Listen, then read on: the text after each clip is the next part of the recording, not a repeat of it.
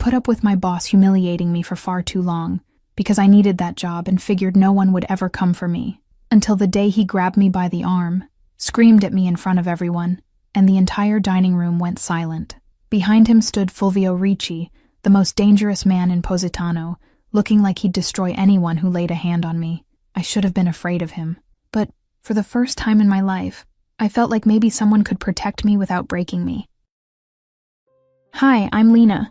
A special shout-out to those of you watching Book 1 for free here on the My Stories platform, completely ad-free and uninterrupted. Chapter 1. The Glass That Didn't Fall From My Hand. The dining room was as full as it only ever got on Friday nights, when tourists paid triple for a view the sea gave away for free. Positano's colorful facades lit up outside, hanging from the cliff like antique earrings, and the smell of butter browned with rosemary rose from the kitchen in slow waves that kept customers in their chairs for one more bottle of wine. I carried the tray with both arms because the third order for table 7 was heavy, and because the sleeve of my uniform already had a small tear in the seam I hadn't given myself time to mend before my shift. My breathing was shallow on those Fridays, the kind you learn when you know a night full of tourists can turn into anything. The woman at table 9 laughed loudly. The man beside her, tie loosened, glass in the wrong hand, stretched out his elbow to flag down someone who wasn't me. The crystal glass sitting at the edge of the table rolled half a centimeter, stopped, rolled again, and crashed to the floor before I could close the distance between us. The sound came in 2 parts, the snap of the foot separating from the stem, and then the brief silence of 5 tables turning their heads at once, as if the noise had given a signal no one had agreed on. I thought fast. I thought the man would apologize because his elbow was still stretched out over the tablecloth. I thought maybe no one would look longer than that 1 second. I thought that, with luck, Dario would be in the back office with the door closed. He wasn't. He came down the service hallway with the stride of a man who wanted every step to be heard, his apron immaculate, his beard trimmed, and the blue eyes he insisted on keeping visible because he thought they softened the rest of his face. They didn't. I saw the way he shortened the distance to the table, and the way he reached me first with his eyes, before he arrived with the rest of him. There was something calculated in that stride, as if he'd been waiting for an opportunity like this. "Was it you?" he asked, too loud for the hour, too soft to seem like a real question. "No, sir," I said. The customer knocked it over. His hand was on my arm before I finished the sentence. It closed around my elbow, on the inside, at that spot where the sleeve was thin because of the seam. It squeezed. Not enough for the customer at table 9 to notice. Enough for me to feel the blood stop circulating in my forearm. I didn't drop the tray. I kept my shoulders raised and my fingers locked around the metal handle, because the tray was the only thing I could hold onto in that moment. "On your knees," he said. "Clean it up." I didn't blink. I didn't answer. The dining room had stopped chewing. The woman at table 9 held her napkin to her mouth as if she were at the theater. I looked at the floor, at the shards scattered in the shape of a half moon, at the puddle of wine that had already reached the tip of my shoe and soaked into the leather like a stain I knew wouldn't come out easily. I said, "On your knees," low. The tray was still on my left arm. I thought of my mother. I thought of her in the hospital bed, with that voice of someone already accepting the way out, telling me I had to learn to swallow whatever came because no one would choose a girl with a mixed accent and no dowry. I swallowed a lot because of that sentence. The late rent, my father's silence in a city that wasn't this one, the first 3 months of Dario. I swallowed even when swallowing hurt more than what was coming in, but I did not bend my knee. "The glass didn't fall from my hand," I said, and my voice came out steadier than I expected. "I'll get the broom." Dario squeezed harder. I felt his thumbnail dig into my skin, a pressure point that throbbed all the way up to my shoulder. "You'll get," he said, close to my ear, with the cold coffee breath he always had after 8. "Whatever I tell you to." That's when a chair scraped at the back of the dining room. It wasn't an ordinary sound. It was the sound of a heavy chair being pushed back slowly, with a calm that held more attention than the broken glass had. I didn't turn my head because Dario's grip forced me to look down, but out of the corner of my eye I saw the shadow rise, tall, straight, black suit, white shirt, no tie, buttoned all the way to the top. He crossed the dining room with the measured steps of a man who had never needed to run in his life, and the silence opened a path in front of him, as if it knew it was better not to be there. He stopped a meter from us. He put both hands in his pants pockets. He didn't look at me first. He looked at Dario's hand on my arm, and he kept looking a second longer than he needed to, like someone registering every detail before deciding what to do with it. "Let go," he said. One word, without raising his voice, without a change in tone. I had never heard a one-syllable word carry so much weight, as if that final consonant had roots running straight down through the floorboards of the dining room. Dario looked up, and took a second longer than he should have to answer. I saw his grimace try to become a smile and fail to get there. "Signor Ricci," Dario began, and his voice no longer had the same volume as before. "This is a house matter." "Let go," the man repeated. Dario's hand loosened on my elbow. It didn't let go completely. It loosened, like someone testing whether he could still keep something. "I said," the man continued, in the same low voice, without moving a muscle in his face, "take your hand off her." I didn't say loosen it. Dario took his hand away. The air in my chest came back at the wrong moment. It came back with a force that made me breathe deep, and I hated it. I hated the relief. I hated the way the entire dining room had frozen to wait for this man's words, and how Dario, who had been stone for 2 years, was suddenly clay in his hands. I hated feeling that the relief came from outside, from someone I hadn't asked for. I lifted my chin. I looked straight at the man in the black suit. He had the kind of face that didn't fit into a single description. Firm jaw, short hair going gray at the temples, dark eyes the way dark eyes get when they've been through things too early that they shouldn't have. Early 30s, 35 at most. He was handsome, but not the kind of handsome that announces itself. It was the beauty of a man who walks into a place and doesn't ask permission because he knows no one will ask it back. I recognized the name Dario had said, Ricci. It was the kind of surname you heard whispered low at the market, at the end of conversations, and that fell silent when a child appeared in the doorway. I knew enough to be afraid, not enough to understand why. He looked at me for the first time. His eyes passed over my elbow, saw the red mark that would turn purple before midnight, and came back to my face. They stayed there. I waited for something. A nod, a sentence, an "Are you okay?" The savior reflex this kind of man kept in his pocket to use at the right moment. It didn't come. "You can finish serving table 7, he said. "I'm going to talk with your boss." And that was it. That was the sentence. It wasn't protection. It was an order. He didn't treat me like a victim. He treated me like an employee with a half-finished job. I didn't know whether that irritated me or relieved me more than the rest of it. I swallowed what I wanted to say, straightened the tray, and went to finish serving table 7. When I came back, Dario was no longer in the dining room. The man in the black suit wasn't either. The kitchen was breathing again. Forks clinked against plates as if nothing had happened, and the woman at table 9 had already ordered another glass. The drunk customer paid his bill without complaint.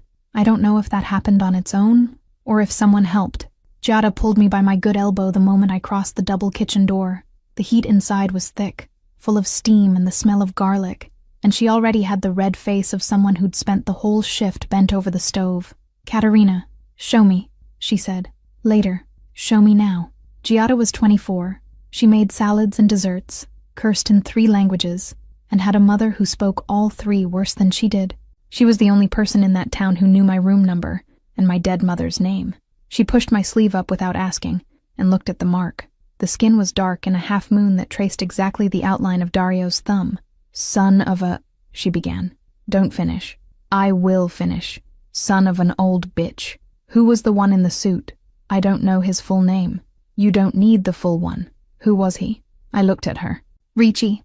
Giada stopped stirring the wooden spoon in the pot. She looked at me like I'd said the Pope's name, with that mix of reverence and fright that shows up when someone mentions something too big for the size of the room. "Katerina," she said slowly, "you know who Ricci is. I know what they say. It's not what they say. It's what he is. He just told him to let go of me. He just told him," Giada repeated, and went back to stirring the spoon with more force than necessary, the handle knocking against the sides of the pot, in a rhythm that sounded more like a warning than cooking. "Katerina, a man like that doesn't walk into a restaurant by accident. He doesn't drink a glass of wine alone in a corner without a reason. You opened a door today and it wasn't you who opened it." I didn't answer. I grabbed the next ticket from the clip on the counter and left. The rest of the shift was a blur. Dario didn't come back to the dining room for the rest of the night. The man in the black suit didn't either. When I closed out the register and took off my apron, the kitchen clock read 11:30, and I had decided 3 things. First, that I'd put Arnica on my elbow before bed. Second, that I'd come back the next day for the lunch shift as if nothing had happened, because rent was due Tuesday. Third, that I would not think about him. I left through the back door to avoid the main sidewalk. The night was clear. The sea licked the stone wall below the street, and the smell of the wind was salt with a bass note of jasmine rising from the flowered balconies of the side street. I walked to the bus stop with my coat buttoned up to my chin. Even though I wasn't cold, I sat on the cold metal bench.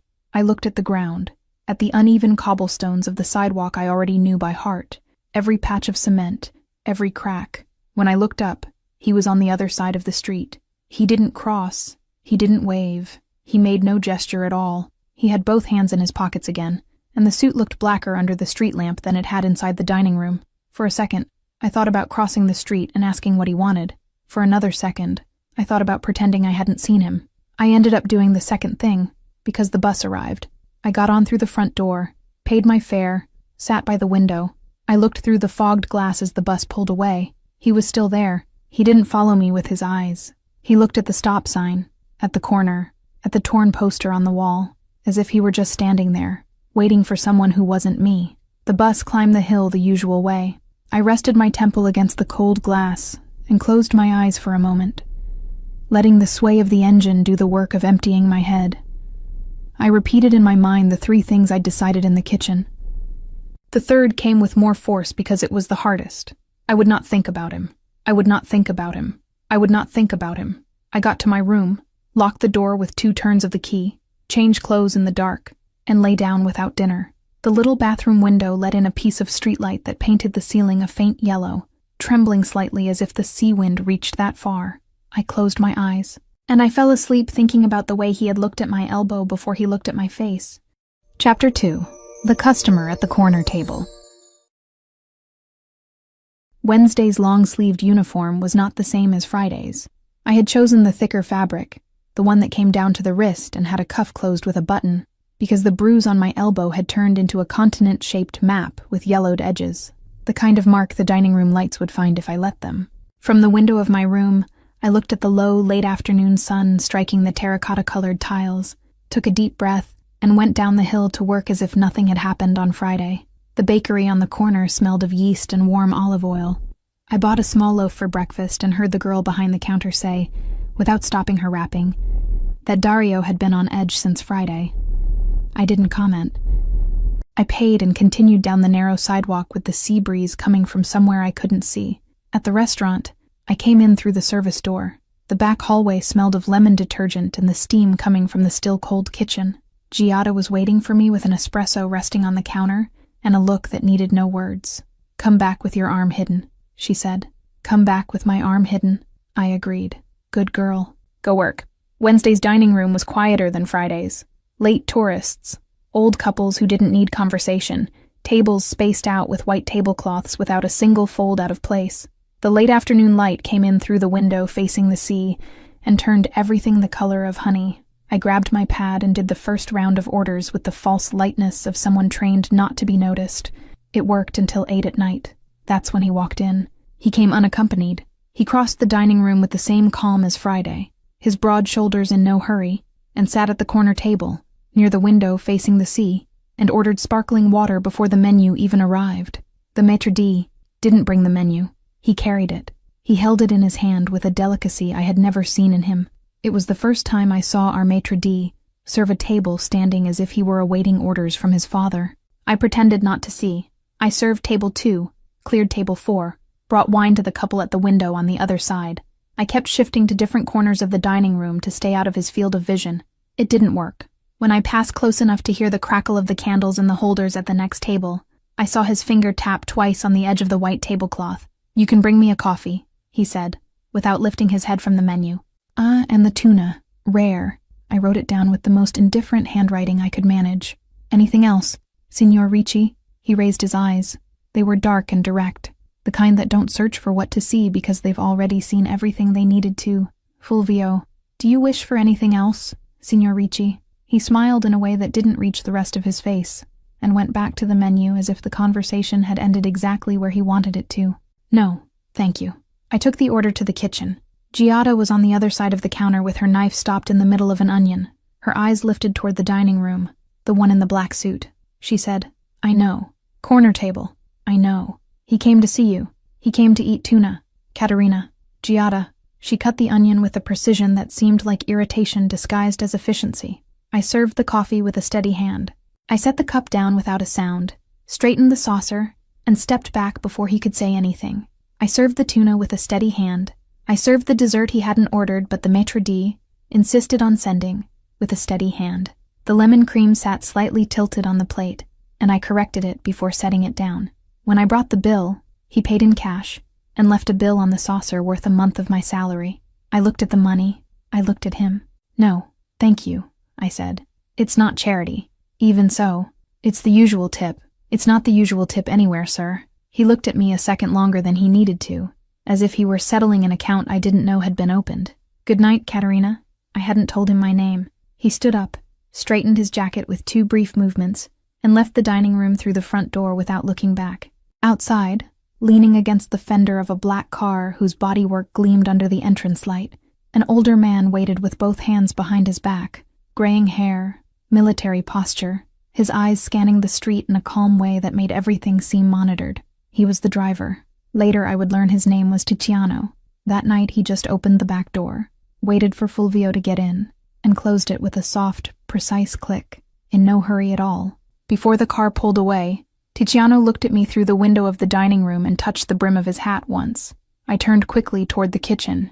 "Giada," I said. "He left an absurd tip." "How much?" I showed her the bill. She let out a word in 3 languages at once while drying her hands on her apron. "Are you going to give it back?" "I'm going to give it back." "How?" "In coins." Giada laughed for the first time in 3 days. The sound echoed in the empty kitchen and lingered a second longer than necessary. The next day he came back, and the day after that too. He didn't always order the tuna. He ordered octopus in olive oil. He ordered pasta with botarga. He ordered, on a night of fine rain dripping against the windows, just coffee and bread and butter. Always at the same corner table. Always with the chair turned slightly toward the dining room instead of toward the window. Always with Tiziano waiting in the car outside under the yellow glow of the street lamp. On one of those nights, a middle-aged man with a brown leather briefcase and thin glasses sat with him for half an hour, and the two spoke in low voices, looking at folded papers on the table. That man was called Orlando, I found out on the 3rd day, because Dario let the name slip in the kitchen without realizing I was passing through the hallway. Orlando was an accountant. That detail lodged itself in my head and stayed there, without a proper place, nagging at me. On the 4th night, I returned the absurd tip in counted coins, inside a white envelope sealed with my thumb, on the bread saucer. He opened the envelope in front of me with the calm of a man who has all the time in the world, counted with the tip of his index finger, and closed it. "One's missing," he said. "It isn't. It is. You can count it again. I've counted it twice. So have I." He put the envelope away slowly in the inside pocket of his jacket, without taking his eyes off me. "Good night, Katerina." "Good night, sir." I left the dining room before he could stand up, and went straight to the kitchen to fetch a pitcher of water no one had asked for. It was on the 8th night. I had been counting, even though I didn't want to. Dario had already started looking at me in a way that wasn't rage or pure calculation. It was both things mixed in proportions that changed every day. I closed the dining room late, changed shoes in the locker room, and left through the front door, because the back one had had a jammed lock since morning, and no one had called the technician yet. He was on the sidewalk, standing, hands in his pockets, tie slightly loosened, the fresh sea air catching the collar of his jacket. "I can take you home," he said. "No, thank you. It's late. It's late every day." "I know." I gripped the strap of my bag and looked at the street, at the mist-wet cobblestones, at the orange reflection of the restaurant on the stone. Not at him. "Signor Ricci, Fulvio, Signor Ricci, I don't know what you want." He put his hands in his pockets with a slow movement and turned his face toward the sea across the street, toward the white lights of the boats sitting out on the water, toward the horizon the night had swallowed. He stayed like that for a few seconds. Then he looked at me. "Today, I wanted to take you to the stop. There's no bus after midnight. I know my bus schedule." "You do?" "I do." He nodded once, briefly, and didn't add anything. "Good night, then." He turned his back and walked the 3 steps to the car with the same calm he did everything. Tiziano opened the door. Before getting in, Fulvio paused with his hand on the handle, looked over his shoulder, and said, "Katerina." "Yes." "Did the bruise get better?" I stayed silent. I felt the heat rise up my neck and die before reaching my face. The wind brought the smell of sea spray and pine from the park up on the hill. "It got better," I said. Good. He got into the car without another word. Tiziano closed the door with the same precise click as always, and, before walking around to the driver's side, scratched his temple with the tip of his thumb and murmured loud enough for me to hear from the other side of the sidewalk. Boss, in 2 weeks you've drunk more coffee at this restaurant than in 15 years of your life. The driver's door slammed. The car pulled away slowly, headlights sweeping the wet street, and disappeared around the bend in the descent. I went to the bus stop with my hand clenched on the strap of my bag and my mouth dry. The stop was a 4-minute walk away. I counted every one. When I got to my room, I sat on the edge of the bed without turning on the light. The mattress creaked slightly. I looked at the window, at the slice of sky between the buildings with the first stars appearing through the mist. I thought of 3 things, in this order. I thought that the bruise on my elbow no longer hurt when touched, only when pressed. I thought that I had started to hear the bell of the restaurant's front door every day at 8, and to recognize the weight of his steps on the stone floor before I turned my face. I thought that this was exactly what my mother had taught me not to do, to recognize someone by the way he walked before knowing whether he deserved to be recognized. I turned on the light, changed clothes, and went to brush my teeth harder than I needed to. It was the next morning, before opening, that I saw the envelope in the office. I shouldn't have been there. I had gone in to get the clean apron from the bottom drawer of the file cabinet because Dario had told the assistant to move the pile of laundry to that drawer the week before, and I still found it strange but had stopped questioning it. The door was ajar, the light inside was on but low, and Dario was in the kitchen yelling at the hotline assistant. I went in, opened the drawer, took the apron, and that's when I looked at the desk. There was a brown envelope on top of the invoice folder. No name, no sender. It was the thick kind, the kind used to hold a lot of money or a lot of papers that shouldn't exist. It was half open, the flap folded inward but not sealed. I didn't touch it. I didn't go near it. I just looked from where I was standing. Beside the envelope was a notebook open to a page of penciled calculations, the numbers small and cramped, the handwriting of someone who writes fast, not wanting anyone to read it. A column on the left with the employees' names. Beside each name, a number. Beside my name, a number I had never seen before, and that didn't correspond to anything I could have bought, broken, or owed. Low. Beside it, a number that corresponded to nothing. I closed the drawer slowly, without a sound, with the hand that was steady because I had decided it needed to be. I left the office with the apron folded over my arm. I crossed the service hallway, passed in front of Dario without looking away but without seeking him out, grabbed my pad from the dining room counter, and went to set the tables for opening, repositioning each utensil with more attention than was necessary. The doorbell rang at 8 o'clock sharp. I did not raise my head. Chapter 3. Receipts and Small Promises. Saturday began with the smell of stale bread in my kitchen. It was what was left of Signora Esposito's basket, and I chewed slowly, sitting on the edge of the narrow bed, looking at the damp-stained ceiling of the rented room. 10 days had passed since the night of the glass, and 6 since the morning I closed Dario's drawer without a sound. The morning the bell rang at 8 o'clock sharp, and I didn't raise my head, pretending the sound of the front door wasn't his. I hadn't managed to go back to that drawer, not yet, but the page with my name beside the word debt was still in there, waiting, and I felt its weight on every shift.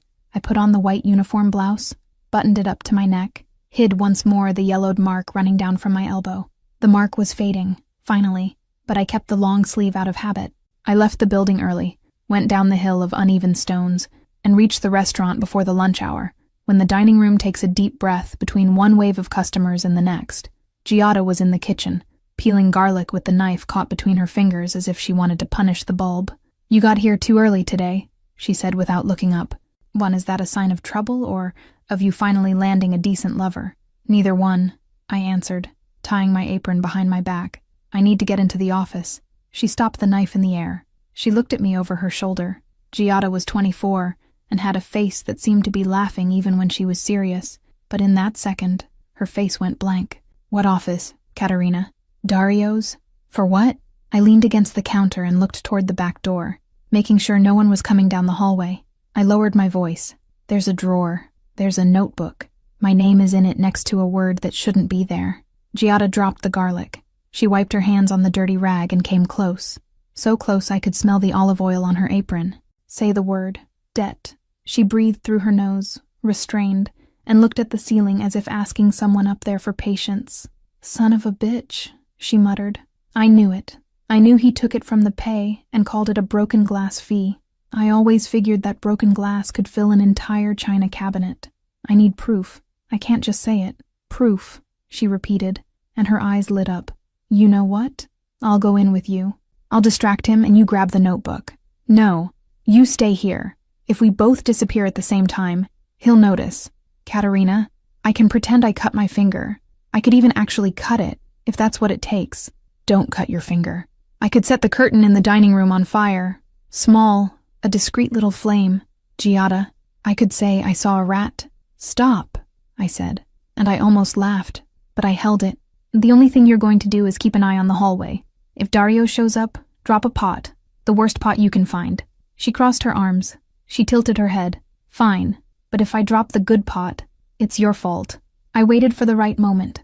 Dario always went up to the second-floor storeroom before Saturday lunch, checking the wine bottles he claimed were too expensive to trust the waiters with. When the storeroom door slammed, I counted to 10 and crossed the service hallway. His office smelled of stale cigarettes and stored paper. The window looked out onto the back wall, and the light came in yellow, dirty, striking the dark wooden desk where Dario stacked receipts as if they were threats. I went straight to the right-hand drawer. It was unlocked. Dario thought no one would dare. The notebook was there. Black cover, loose spiral. I opened it to the page marked by a string. I saw my name again. I saw the numbers. I saw the column of accumulated debt, growing month by month, always round, always in the same lazy handwriting. I also saw the other names, Marco, Elena, even Giada, with their own debts. I took my phone from my apron pocket, opened the camera, photographed every page, 32 photos, steady hands on the outside, trembling fingers on the inside. As I was about to close the drawer, I saw the brown envelope, the same one I had glimpsed the morning before. I lifted the flap. Inside, a wad of folded bills and a handwritten receipt, no letterhead, with the name V and a date. I didn't have the courage to touch anything else. I put the envelope back in its exact position. I closed the drawer. I left. Giada was leaning against the kitchen door when I passed. So, 32 photos. 32, she repeated, as if counting small victories. Can I hug you, or are you still pretending to be tough? I'm pretending. Then pretend well. The dining room began to fill up. I put on my work smile and went to the tables. I served wine, cleared plates, smiled at a French couple who ordered the same dessert twice. Around 3 in the afternoon, when the sun struck straight onto the restaurant's terrace, the main door opened, and Orlando walked in. Calm gait, gray jacket, a thin briefcase under his arm. Behind him, in no hurry, Fulvio. I felt the air in the dining room change before I saw. It was always like that when he came in. It wasn't noise. It was the lack of it. The conversations dropped half a tone without anyone noticing. The two of them sat at a small table near the window. I went to take their order, pretending not to know the face I had memorized against my will. Fulvio ordered coffee. Orlando ordered water. I went back to the kitchen and came back to the dining room with the tray, and when I passed beside their table, I caught a glimpse of the paper Orlando had opened between them. A handwritten spreadsheet, a column of names, and 2 words underlined in pencil at the top, Viscari and notebook. Fulvio raised his eyes at the exact moment I set the coffee cup down on the table. I blinked. He blinked back, slowly, and returned to looking at Orlando as if nothing had happened. But his hand, which was on the table, slid a centimeter closer to the cup, as if it wanted to brush mine when I withdrew the tray. It didn't. I pulled my hand back first, but the air between us hung still for 2 seconds. "Thank you, Katerina," he said. "You're welcome," I answered, and moved away without looking back. Viscari. The name stayed in my head the rest of the afternoon, tapping lightly, like a distant bell. I left work at 11. Sunday dawned with a good wind and a sky washed blue. I decided to go down early to the Piazza Market, buy oranges, a little cheese, bread for Signora Esposito. I put the cloth bag under my arm and went down the hill, taking in the air like someone taking medicine. The market piazza was a square of white stalls, smelling of ripe tomatoes and fresh fish. I had my back to the fruit stand when a low voice behind me said, "The ones underneath are better. He puts the top ones out in the sun to make them look ripe." I turned. Fulvio was standing a step away from me, without his jacket, black shirt with sleeves folded to the elbow, empty hands. No Tiziano in sight, no car in sight. "So now you're an expert on oranges, too?" I asked. I grew up in a place with more orange trees than people. Some things stick. What a coincidence. You at the market. On a Sunday morning. Right beside my stall. It's not a coincidence. Ah, I figured you'd rather know. He took hold of the cloth bag I was balancing on my hip. He didn't take it from me. He rested his hand on the bottom of it, like someone helping to support the weight. I didn't let go. We both held the same bag for a moment. I can carry it, I said. I know you can. Can I walk with you to the hill anyway? I thought about refusing. I thought about throwing the line back with sarcasm, the way I'd trained my whole life. But I was tired of training. I just nodded and started walking. We climbed the hill slowly, in silence, stepping on the same uneven stones I stepped on every night. He walked on the outside, close to the street, without commenting. When the hill turned, he spoke. You were in his office yesterday? I stopped. I looked at him. It wasn't a question. How do you know? Your hand smelled of old paper when you served the coffee, and the way you handed back the tray was that of someone who'd just done something dangerous. 32 photos. He nodded once. Where are they? On my phone. Don't keep them on your phone. Don't keep them at home. Where then? In a safe I don't have. With someone no one would connect to you. Someone no one would look for. I climbed 2 more steps, thinking. Signora Esposito came to mind. The elderly neighbor, a widow for 20 years, who traded bread for coffee and had never set foot in the restaurant. No one would connect my name to hers. I have someone, I said. Send it today. Don't print it yet. Send only the file, in a sealed envelope, with a code word that only you and she will know. Why are you telling me this? Why don't you take them yourself? He stopped on the hill. He leaned his back against the low stone wall. I crossed my arms, 3 steps above him, which put me at eye level with him for the first time. If I take them now, he'll know before nightfall. He has ears in places I haven't closed off yet. If you keep them, and keep them right, he has no way of finding out until the right moment. And you decide the right moment. No, you decide. I looked at him in silence. The sun struck his face, and I saw for the first time, with the clarity of morning, that he had a small scar near his left temple, thin as a strand of hair. I didn't ask.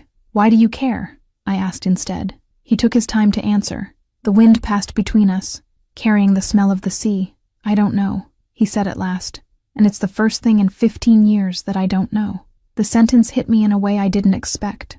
I felt the heat rising up my neck, and I went down the 2 steps that separated me from him. Stopping too close, I saw his breath catch for a second. I saw his gaze drop from my eyes to my mouth and come back. He didn't kiss me. He didn't touch me. He just stood there, restrained, like a man who had learned too early not to take what he wanted. I'm going up, I said, and my voice came out lower than I intended. Go. I climbed the hill, feeling his back accompany me in silence up to the corner. When I reached the door of my building, I turned around. He was standing down below, hands in his pockets, looking up as if deciding whether it was worth climbing another flight. He didn't climb. I almost asked him to. Almost. I didn't. I went in. I closed the door. I leaned my forehead against the wood and stayed there until my heart went back to the rhythm of a normal person. That night, I took the bread to Signora Esposito's door. She opened it with her usual smile, white hair tied back with a blue scarf. I asked a small favor. I said I had some things of mine, unimportant papers, that I needed to leave with someone I trusted. She didn't ask a question. She just took the envelope I brought ready, with the word, oranges, written on the outside, and put it inside an empty tea box that sat on the highest shelf of her kitchen. When you want it back, say oranges, she said. I'll understand. Thank you. Be careful on the hill at night, girl. I went back to my room, climbing the steps without listening to what came behind me. It was funny. 10 days before, I climbed those same stairs afraid of the next day. That night, I climbed afraid of the next day. Yes, but for the first time the fear had company. I had proof. I had an old witness. I had a man who didn't know why he cared. And on Monday morning, when I walked into the restaurant with my head held high, I saw Dario watching me from the counter. His eyes had changed. It was no longer the thick rage of before. It was something calmer, colder. He looked at me, the way one looks at a small animal before calculating the size of the cage. I went to the dining room. I began setting the tables. I heard his steps cross the floor slowly, stop behind me, and stay there, behind me, without saying a word, for far too long. Chapter 4. Rain Car Truth. It rained all Tuesday afternoon, The kind of Positano rain that seems to be born from the sea and rise up through the stones, wetting the walls before it wets the ground. When I got to the restaurant at 4 p.m, the dining room already had that smell of damp fabric and candle wax that lingered on days like this, a mixture that stuck in your throat and made the afternoon seem heavier than it was. The customers started canceling reservations around 6. By 9, only 3 tables were left, and Dario, behind the counter, counted the register with a contained rage that didn't look at me, but weighed in the air like pressure before a storm. 5 days had passed since the hill on Sunday. 5 days in which Fulvio hadn't come back to the restaurant. 5 days in which Dario had taken to walking behind me in silence, without saying anything, just weighing. I felt his gaze follow me between the kitchen and the dining room like a rope being slowly wound around my wrists. Giada noticed on the second day. She said only one sentence, in the kitchen, as she passed me a plate. "Be careful, he's not cursing at you anymore." I knew what that meant. In Dario, silence was the eve. That Tuesday night, with the rain weighing on the roof and the last table being cleared before 10, Dario turned off the exterior lights earlier than he should have. He sent the other waiters home one by one, handing out excuses about slow business and overtime costs. He kept only me. He didn't say why. He didn't need to. "You stay until I close," he said, without looking. "Yes, sir." I cleaned the tables twice, folded napkins no one would use the next day, reorganized the utensils in the drawer for the 3rd time. The empty dining room sounded different. Each of my steps echoed a little more than it should, and the rain outside seemed amplified by so much silence in here. When it passed 11, the rain grew so heavy that the sound of the water drowned out everything else. I looked through the window.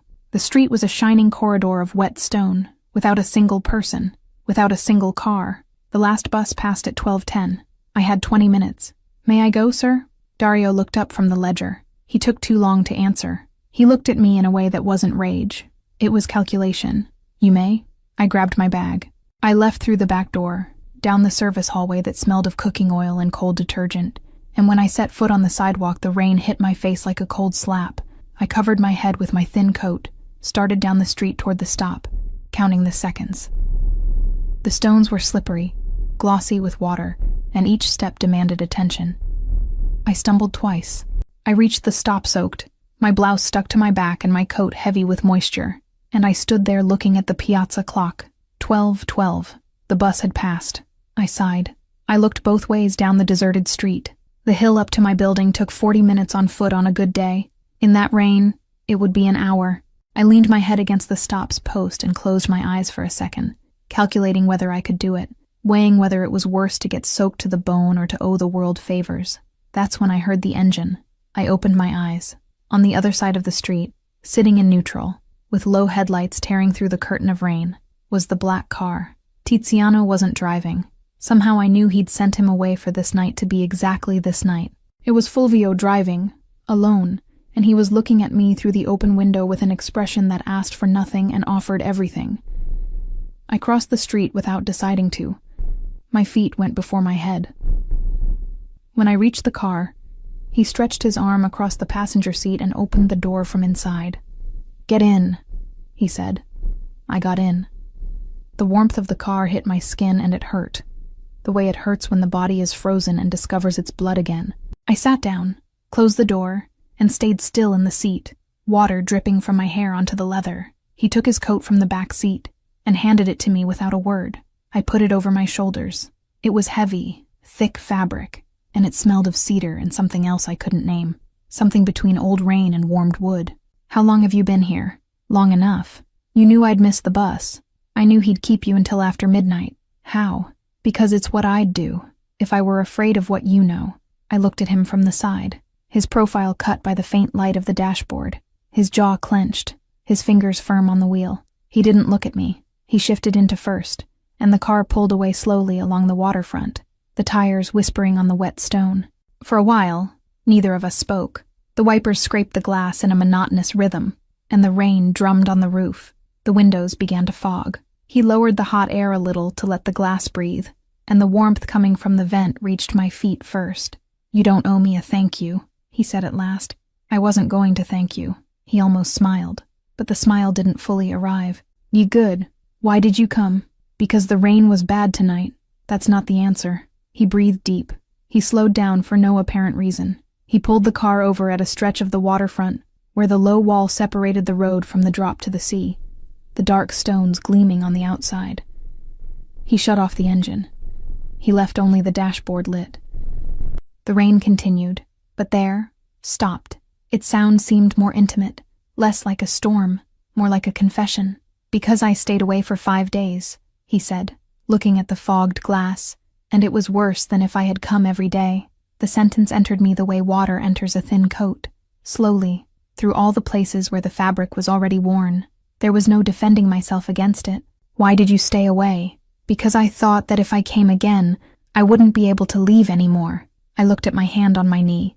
It was trembling, and it wasn't the cold.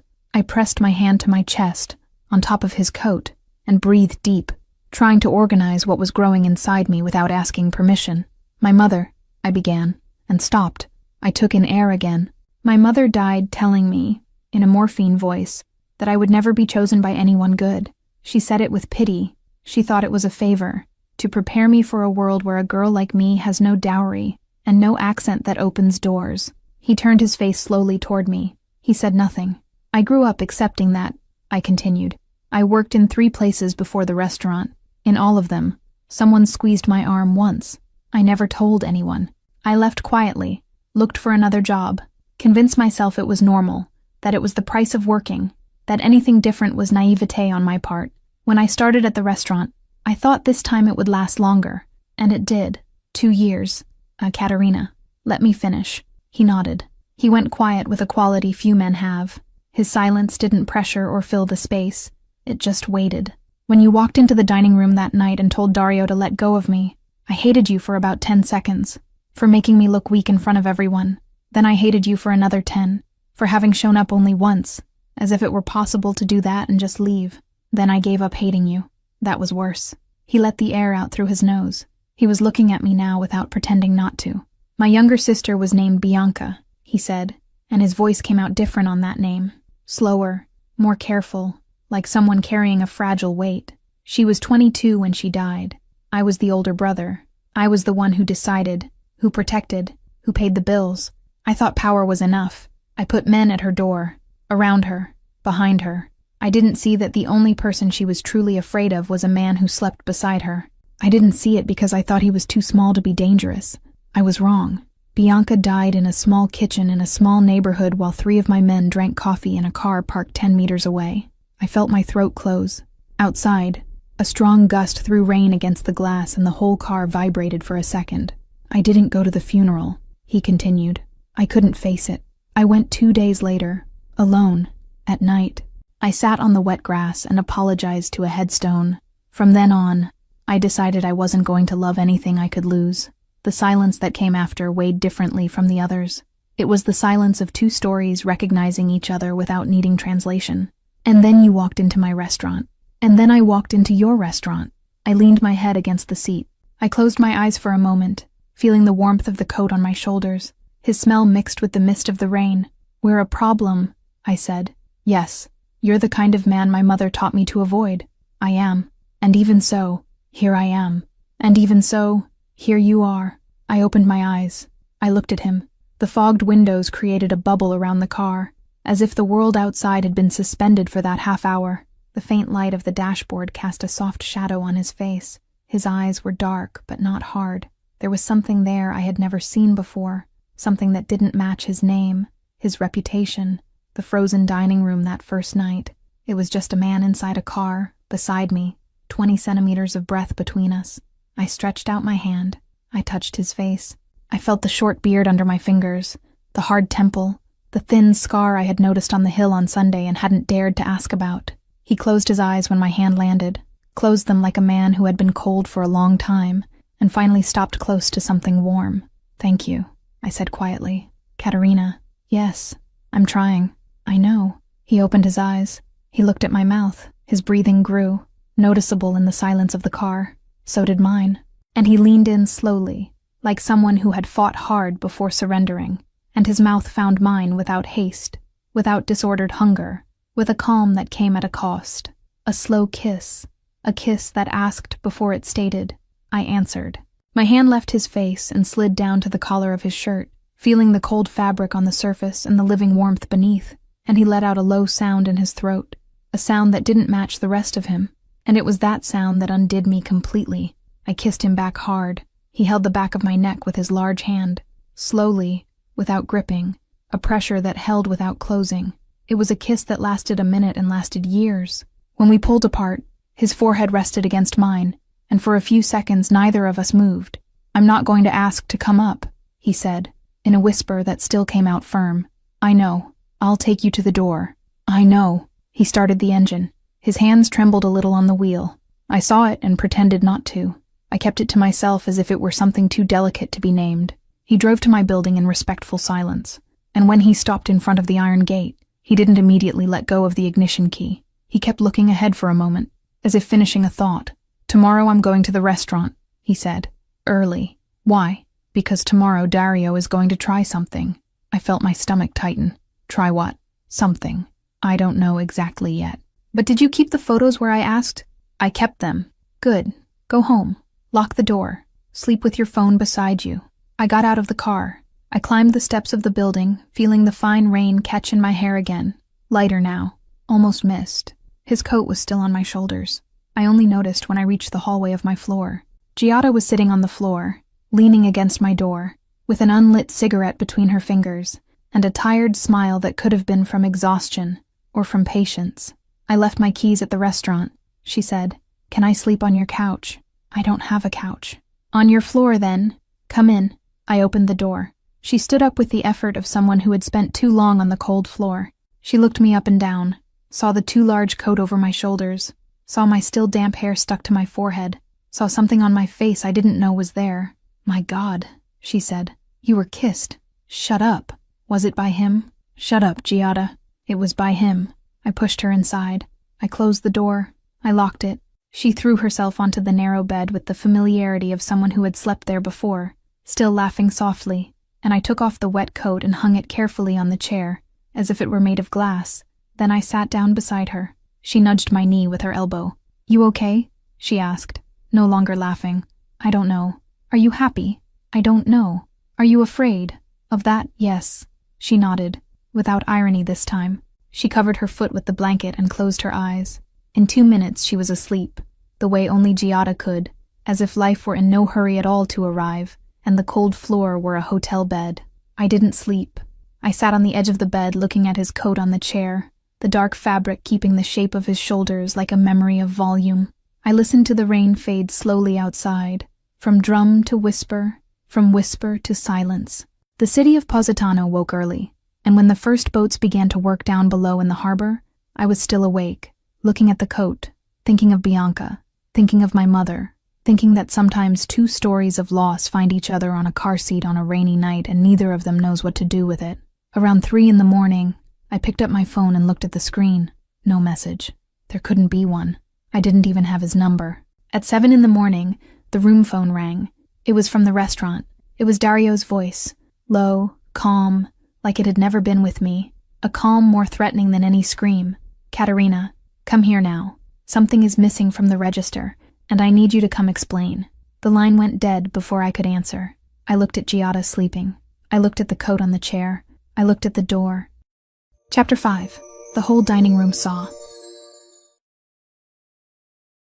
I got to the restaurant at 8 in the morning, with the receipts folded in the inside pocket of my coat, and my room key clenched in my hand like a small weapon. The night's rain had stopped, but the sidewalk still gleamed wet, and the smell of the sea rose stronger than that of coffee from the bakery on the corner, a mixture of salt and warm bread that on any other day would have made me hungry. I hadn't slept. Dario's phone call still beat behind my ear like a bell out of rhythm.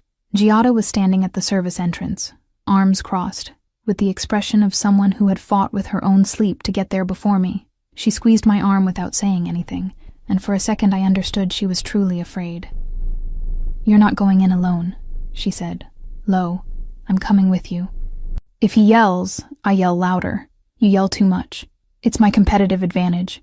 I almost laughed. Almost. The dining room still had its lights off, only the back one on, and it was that faint light coming from Dario's office, the door ajar. The other employees gathered in silence near the counter. not knowing whether they could put on their aprons yet, or whether they could be afraid yet. None said anything when I passed. Their eyes followed my every step with the attention of people who know something is about to tear. I crossed the dining room with Giada one step behind me. The corner table was empty. I noticed that before anything else, and the emptiness hurt more than it should. Dario opened the door before I could knock. "Come in, Lo." He hadn't yelled. It was worse. It was the low voice of a man who had already arranged everything in his head. I went in. The office smelled of cold tobacco and old paper. That smell that never left because the windows in there never really opened. He closed the door. Giada stayed outside. I knew, with her ear pressed to the wood. "Money is missing from the register," he said, without preamble, resting both hands on the desk. 400 euros. I counted 3 times yesterday. You were the last one to touch the closing. I didn't touch the register yesterday. Bruno closed it, like he closes it every Tuesday and every Wednesday, for a year now. Bruno says you asked to help. Bruno didn't say that. Bruno's been afraid of you since the day he walked in here, but lying isn't like him. He'll say it. The sentence slipped so cleanly from his mouth that I understood all at once. Bruno would say it. He'd say it because he owed a favor, because he was afraid, because 3 months of pay docked as debt taught anyone to bow his head when the boss asked. "I want to search your bag," Dario said. "No." "What do you mean, no?" "I didn't bring a bag." He looked at me, slowly. He stood up. He came around the desk, in no hurry, like the Knight of the Glass. I recognized the step. I felt my arm hurt in a memory that wasn't from now, the pressure of his fingers on my elbow, the whole dining room pretending not to see. "Take off the coat." "No." "Lo." I said no. He reached out his hand to grab me by the elbow, and it was in that exact second that the office door opened without a knock. Tiziano, in a black suit, high collar, the expression of a man who had come on foot from hell and wasn't tired. Behind him, in the dining room, I heard the bell of the main door, 3 short chimes, and calm steps on the tile floor. Fulvio. He came into the office with a thin leather briefcase under his left arm. He didn't look at me. He looked at Dario first, like someone checking whether the scene matched the report. Only then did he turn his face to me, and his gaze went to the sleeve of my coat and to the inside pocket, in a silent request that I confirm with my hand whether the receipts were still there. I touched the pocket lightly. He understood. "Good morning, Bellini," said Fulvio. His voice was the same as the Knight of the Glass, unhurried, unraised, with that calm gravity that made the air of the office weigh a different way. I felt my shoulder loosen a millimeter, just one. "You don't have a reservation for the morning," said Dario, and his voice came out louder than he wanted. "I didn't come to eat." Tiziano took half a step to the side, opening space, and through the door came 2 more men I had never seen, in light suits, briefcases in hand, the manner of men who come only for money. Behind them, Orlando, with the calm of an old accountant who had seen everything. Last, Bruno, the waiter who was going to say I asked to help with the register, came in with no color in his face, escorted by Tiziano without needing a hand on the back of his neck. The office filled up. It became small and heavy at the same time. "Before you make something up," Fulvio said to Dario, opening the briefcase on the desk without asking permission, "Bruno has been on my payroll for 3 weeks. He sought out Orlando on his own, afraid of you, and told everything.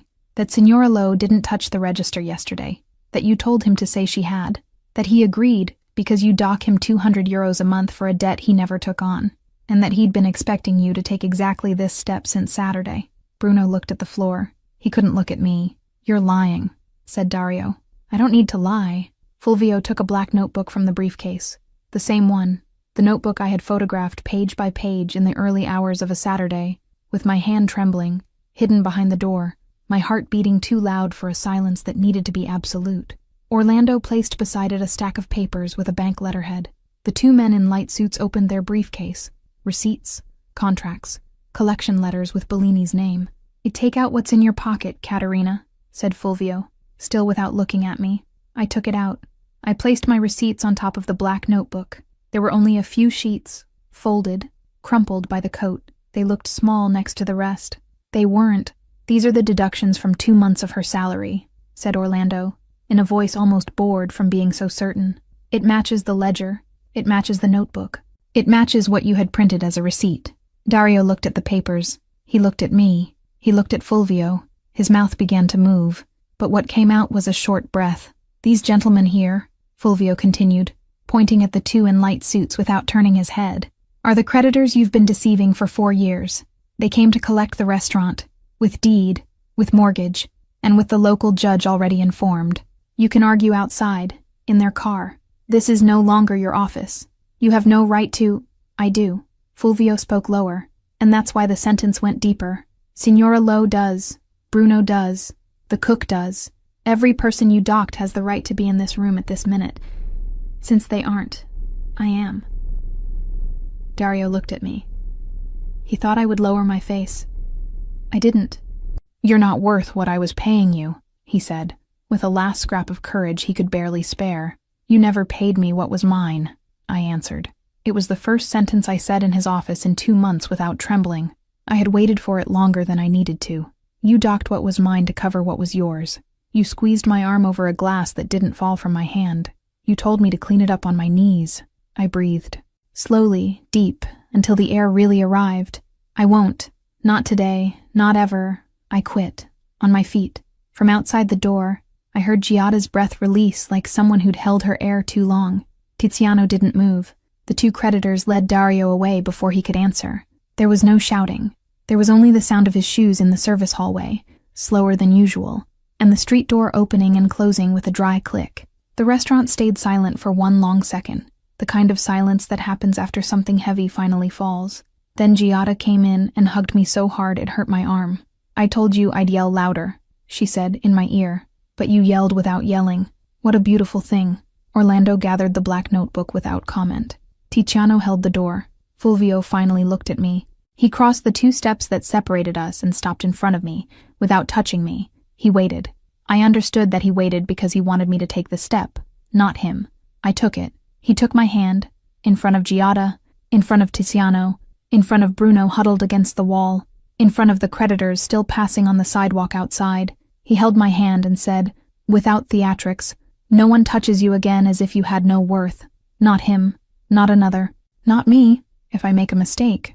"You're not going to make a mistake," said Giada, at my side, without being called on. "Shut up, Giada," I said, shutting up. The afternoon fell without my noticing exactly. I stayed until the sun went down, helping Giada sort out what was mine in the kitchen cabinets.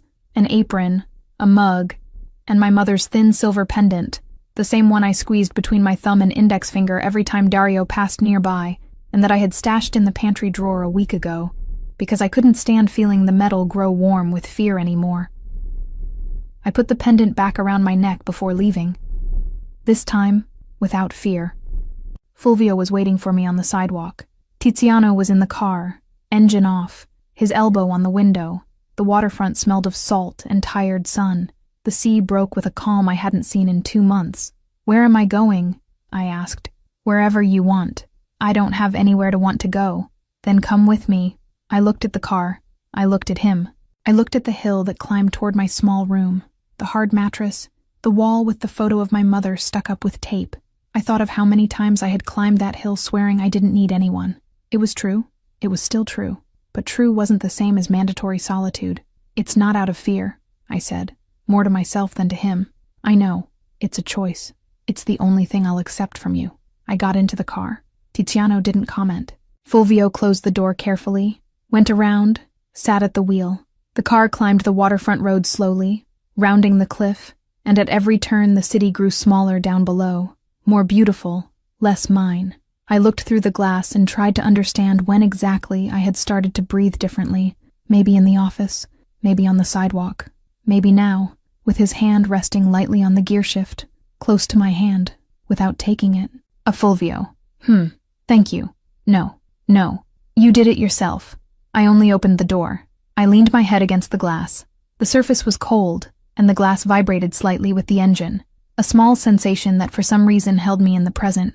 The sea down below moved dark. Somewhere along the coast, a bell rang, faint, far, brief, and it could have been anything. I didn't pay attention. Not yet. The car climbed a little more. The house appeared at the end of the road, white and low, with a wide veranda facing the sea. A light came on inside, on its own, at its programmed hour. Fulvio shut off the engine. I looked at the door.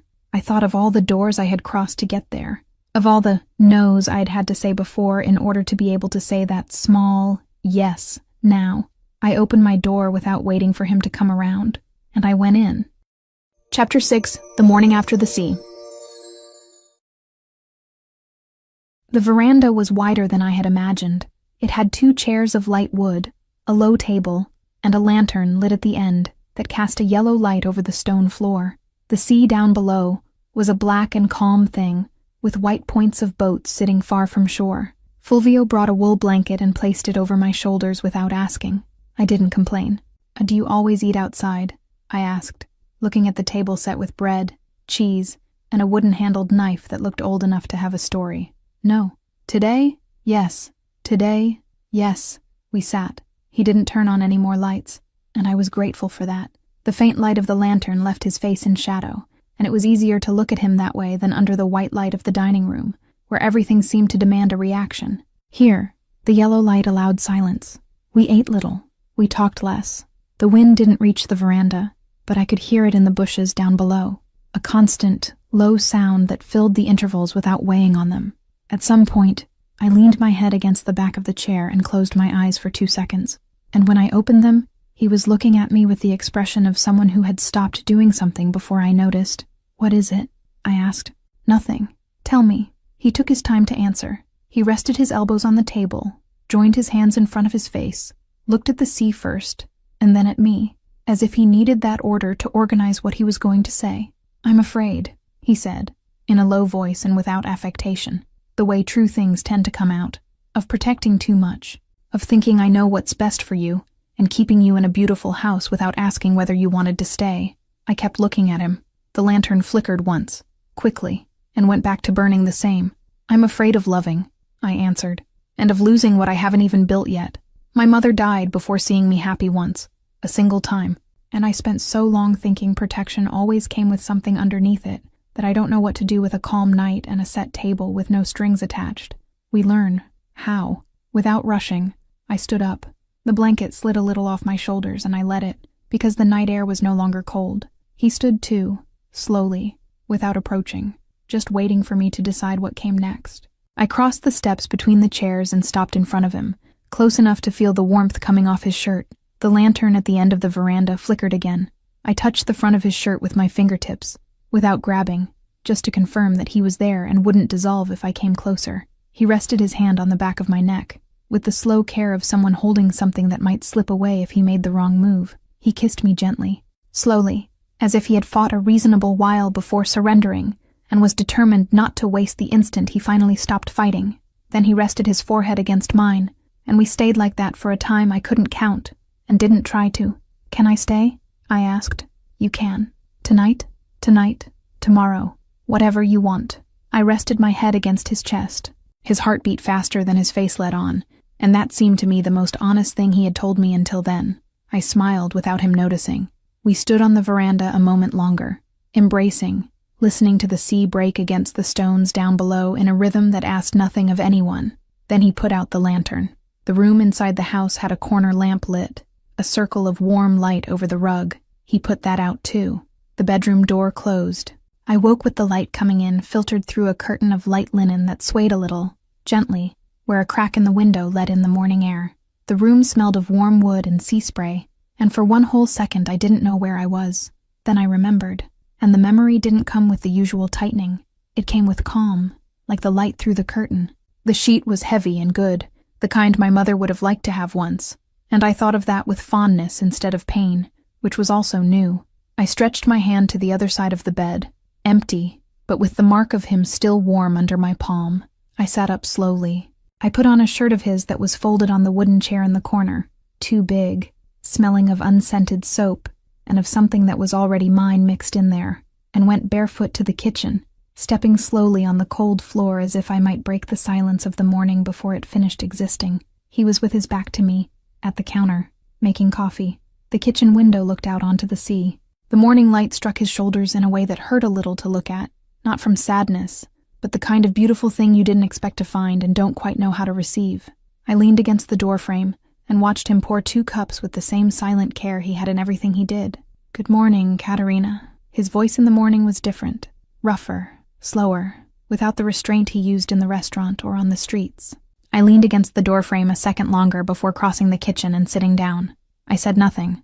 Neither did he. We had coffee across from each other at the small table. With bread from the bakery I didn't know he had gone out to get, and at what hour. And the feeling that rose in my chest wasn't happiness exactly. It was older than happiness. It was the feeling of not waiting for the next blow, of not monitoring someone's tone of voice, of not calculating how many seconds it would take to become a problem, just sitting, with a warm cup in my hand, in a kitchen smelling of coffee and sea. It was the first time in years I had felt that. I set the cup on the table.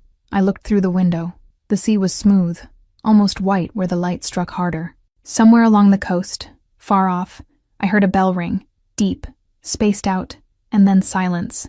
The sound came faint as if it were coming from underwater. For a second I thought about asking whether he had heard it too. I didn't ask. It was too early to give names to small things. "What are you thinking about?" he said. "Nothing." "Liar." I smiled. I pressed the cup to my lips without drinking, feeling the hot steam on the skin of my face. And about how strange it is not to be in a hurry to leave. He stretched his hand across the table and covered mine. He didn't squeeze, didn't guide, just stayed there, heavy and quiet like a promise that needed no words to be serious. I turned my palm up and laced his fingers with mine without thinking, the gesture coming before I could decide whether I wanted to make it. "I need to call Orlando," he said. After a time I didn't feel pass. 5 minutes. "Go." He stood up, kissed the top of my head in passing. Quick, as if it were the most natural thing in the world and not the first time. Took the phone from the counter and went to the veranda. I stayed alone in the kitchen with the morning light and the cup cooling between my fingers. I stood up slowly, crossed the room, and stopped at the veranda door, without going out, leaning against the wooden frame. He was talking low on the other side, phone at his ear and his hand resting on the stone railing. His voice was the business voice, calm, restrained, without harshness or hurry, the same tone I had already learned to recognize as the armor he put on when the world demanded he be a specific thing. The sea behind him remained smooth. A gull passed slowly, high, in no urgency at all. I stood watching him talk. For a second, just one, something small and shapeless passed through me. It wasn't fear. It was a question I didn't even finish forming properly. Whether a man so calm on a morning like that really had all his wars ended, or whether that calm was something he had learned to put on, like the black suit, before the world woke up and realized he was still fighting. I shook my head. I smiled to myself, there in the doorway, with his big shirt on my shoulders and my bare feet on the cold floor of the room. It was too early for questions that had no answer. The coffee was going cold. He would hang up the phone in any second. And for the first time in a long while, I wasn't waiting for something to fall.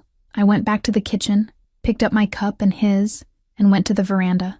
I set the coffee on the little table beside the extinguished lantern from the night before. He turned his face, still with the phone at his ear, and looked at me as if the whole morning were starting over from there, as if everything that had come before were only the preface. I looked at the sea. I sat down beside him,